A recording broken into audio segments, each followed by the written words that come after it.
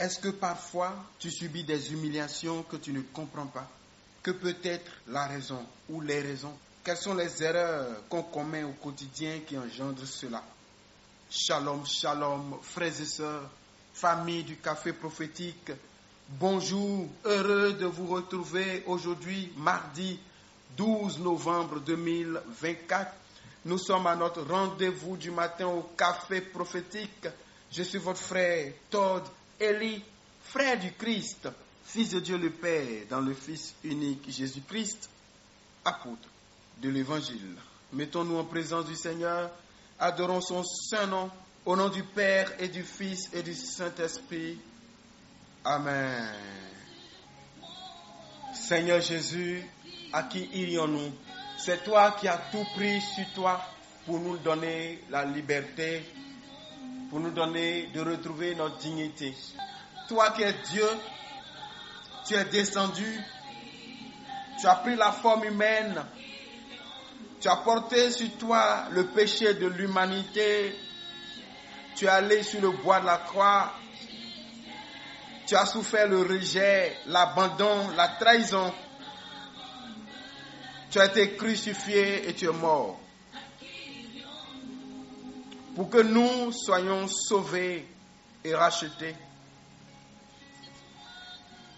Et la Bible dit que pour cela, Dieu t'a souverainement élevé en te donnant le nom au-dessus de tout autre nom, devant lequel tout genou fléchit et toute langue confesse que tu es Seigneur à la gloire de Dieu le Père. Nous voulons te louer, t'adorer, Seigneur. Le chemin, la vérité et la vie, le seul, le Rédempteur. C'est toi notre Rédempteur, Seigneur. Aucun homme n'est Rédempteur. Personne n'a donné la vie ou sa vie pour un autre humain. Personne n'a versé son sang pour nous racheter. C'est toi qui, par ton sacrifice sur le bois de la croix, nous as rachetés. Tu es notre Rédempteur, Jésus. Tu as les paroles de la vie. Rédempteur, Christ, Seigneur et Sauveur. Sois loué. À toi seul la gloire. À toi seul la louange. À toi seul notre adoration. Nos chants de victoire, l'honneur. Viens, assieds-toi et siège dans notre cœur, toi notre roi. À qui irions-nous? Merci Jésus. Ce matin, je veux te confier tes fils et tes filles au café prophétique, tes enfants, Seigneur. Un peu partout sur le globe qui nous suivent et qui prient avec nous.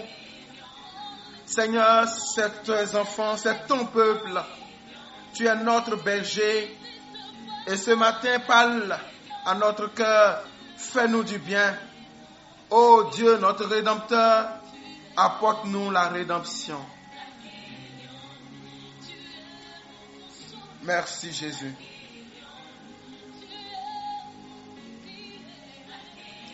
Frères et sœurs dans le Seigneur, à nouveau bonjour. J'espère que vous avez passé une bonne nuit, que vous vous êtes bien réveillés, que vous allez bien. Je prie que vous alliez bien par Jésus-Christ notre Seigneur. Et ce matin, nous allons parler d'un sujet important. En fait, j'ai été prêché sur une paroisse, je pense c'est à Akpakpa, Yenawa, la paroisse de Yenawa, Akpakpa. Et pendant que je donnais l'enseignement, je prêchais, j'ai parlé rapidement d'un sujet et je me suis rendu compte que beaucoup de personnes étaient surprises, étonnées. Et même les personnes âgées se disaient « Et je sentais qu'elles avaient mal. Elles se disaient « Oh là là, on ne savait pas. » Ou bien si on avait su. Et j'ai compris que c'est un sujet important. Et je voudrais ce matin partager avec vous l'une des raisons pour lesquelles l'homme peut être humilié et que lui-même, il ne peut pas, il ne comprend pas. Parfois, vous voyez, vous ne savez pas pourquoi les gens vous humilient, vous rabaissent. Tant qu'ils n'ont pas encore marché sur vous, c'est comme s'ils n'ont pas encore fait ce qu'ils doivent faire. Même quand vous n'avez rien fait. Même quand vous ne méritez pas ça. Et vous ne savez pas pourquoi les gens prennent du plaisir ou bien que c'est devenu comme une coutume de vous rabaisser, de vous marcher dessus, de vous chiffonner ou de vous chiffoniser. Je ne sais pas si l'expression existe. Mais ce matin, que le Seigneur ouvre ton esprit à comprendre ce que je veux partager avec toi. Dans le livre des Actes des Apôtres, chapitre 19, versets 11 et 12, la Bible dit: Et Dieu faisait des miracles extraordinaires par les mains de Paul, au point qu'on appliquait sur les malades les linges et les mouchoirs qui avaient touché son corps.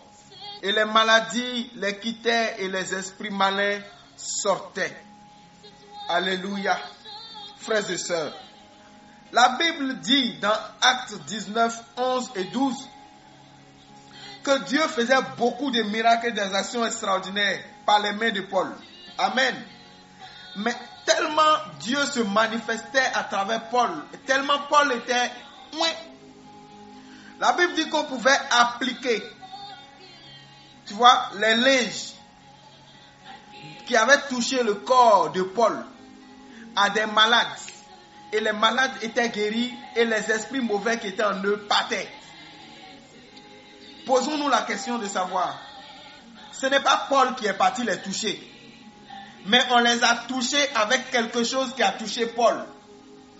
Et les choses qui se produisent quand Paul est là, se produisent quand les linges qui ont touché Paul touchent les gens qui sont malades dans d'autres villes et qui n'ont pas pu se rendre sur le lieu où Paul était.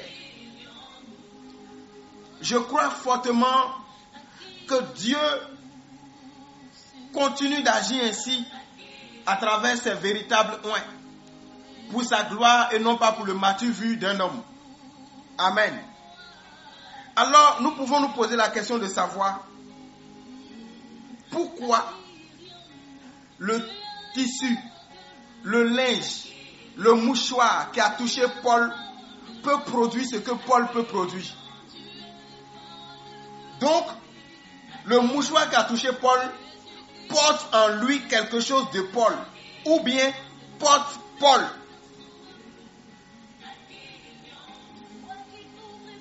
Frères et sœurs, ce que je vous dis, je veux vous dire quelque chose de très important. Vos vêtements que vous portez, vos vêtements, vos chaussures, vos perruques,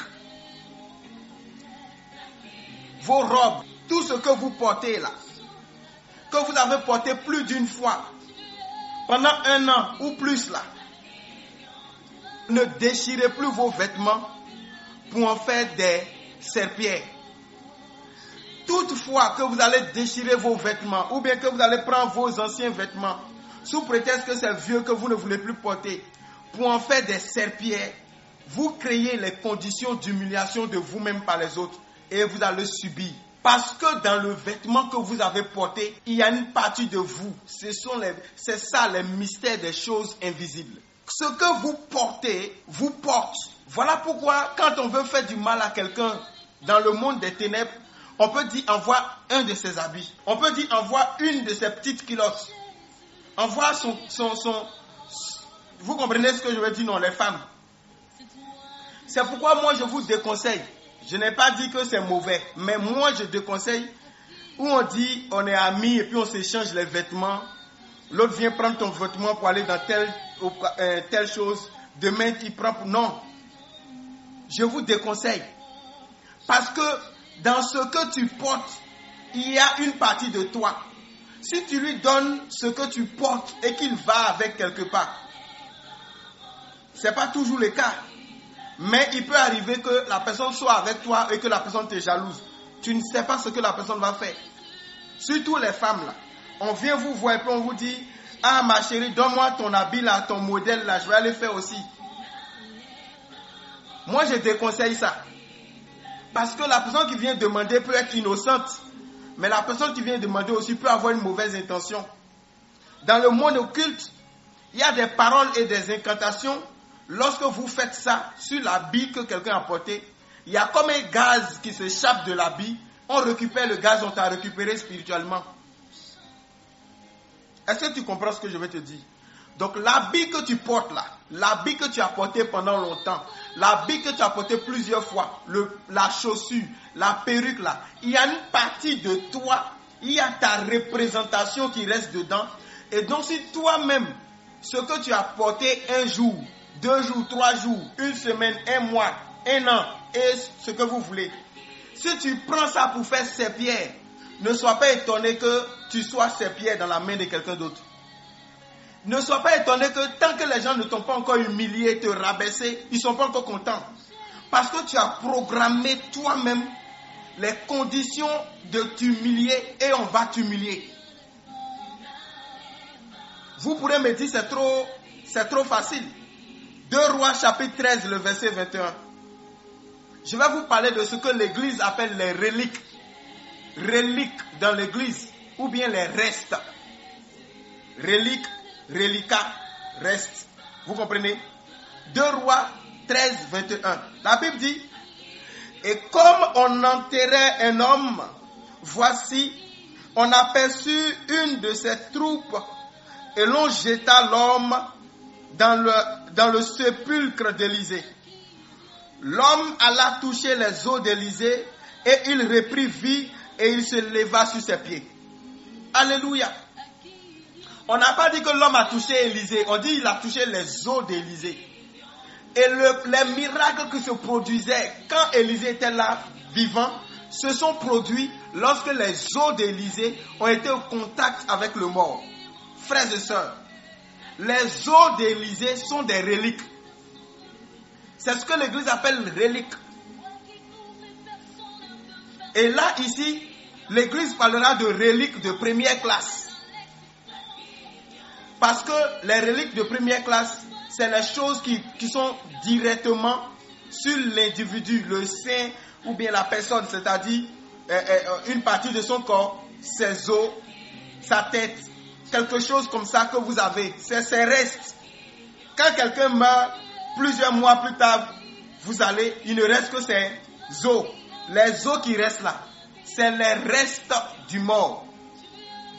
Quand vous lisez Exode 23, verset 19, la Bible dit, Moïse prit avec lui les os de Joseph, car Joseph avait fait jurer les fils d'Israël en disant, Dieu vous visitera et vous ferez remonter avec vous mes os loin d'ici. Donc, quand le peuple d'Israël voulait partir d'Égypte vers la terre promise, ils ont ramassé les reliques de Joseph et ils sont partis.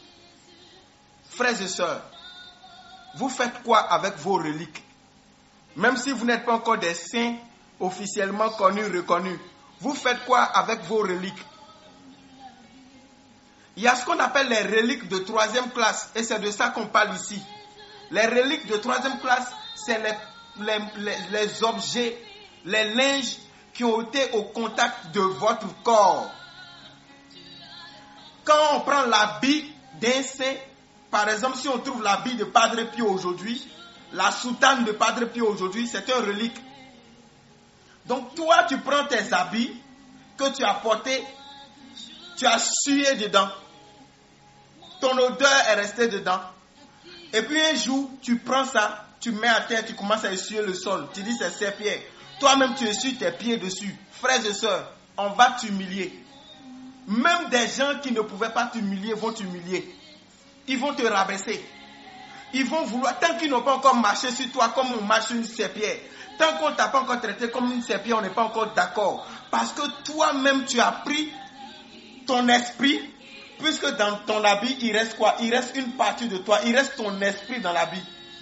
Ton corps physique n'est pas dans ton habit, mais la marque, ta marque, ton empreinte spirituelle reste dans l'habit. Et je vous l'ai dit, voilà pourquoi dans les coins occultes, On peut prendre l'habit de quelqu'un et prononcer des incantations et une vapeur, comme une forme de gaz, ça dépend, va se dégager de l'habit. On recueille ça. C'est fini, on t'a eu. Arrête de programmer ton humiliation. Toutefois que tu fais ça pour toi-même, pour un proche, pour tes enfants, tu leur crées des problèmes d'humiliation, de rabais et en griffe de serpillère. Une serpillère coûte combien? Tu es en train de faire quel type d'économie à cause de ça? Au lieu d'aller acheter serpillère 2000 francs, tu prends tes habits pour en faire serpillère pour dire tout ça, on va faire quoi avec? Il y a des gens même qui prennent leurs anciens habits pour enlever manger chaud au feu. C'est ça maintenant on prend pour enlever marmite au feu. C'est avec ça, on soulève bouteille de gaz. Et puis, ça devient chiffon. Il y a des gens même qui utilisent chiffon là jusqu'au fur et à mesure, ça se déchire, ça se trouve jusqu'à ça devient vieux chiffon. L'habit que tu as porté. Après, tu te tonnes que malgré toutes tes compétences et malgré que tu es bien envers les autres à qui tu n'as rien fait, trouvent du plaisir à t'humilier, à te rabaisser, à te marcher dessus. C'est toi-même qui as créé ça. Je n'ai pas dit que toutes les fois où tu es humilié, c'est ça de là que ça vient. Il y a plusieurs sources. Aujourd'hui, je viens de partager avec toi l'une des sources. Et cette source, les gens qui n'ont jamais vécu ça ne sont pas beaucoup. Dans nos familles, depuis notre enfance jusqu'à aujourd'hui, beaucoup de personnes continuent de faire ça. Frères et sœurs, au café prophétique, je vous dis la vérité au nom de Jésus. Ne refaites plus ça. Parce que vous vous créez des problèmes spirituellement que vous allez subir. Et ne donnez pas vos habits aux gens en qui vous n'avez pas confiance sous prétexte qu'ils ont besoin, ils vont porter ça pour aller quelque part rapidement, ils vont venir vous donner.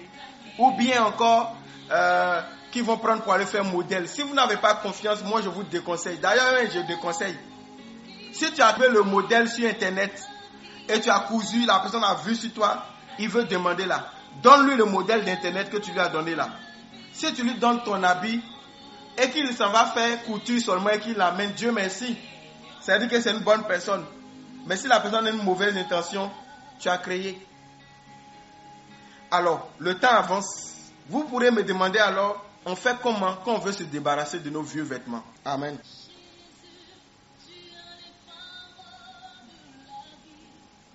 Comment on fait alors? Quand on veut se débarrasser d'un habit qu'on ne veut plus porter, d'une chaussure qu'on ne veut plus porter. Si ce n'est plus en bon état, on fait comment? Et si c'est toujours en bon état, mais on veut donner, on fait comment?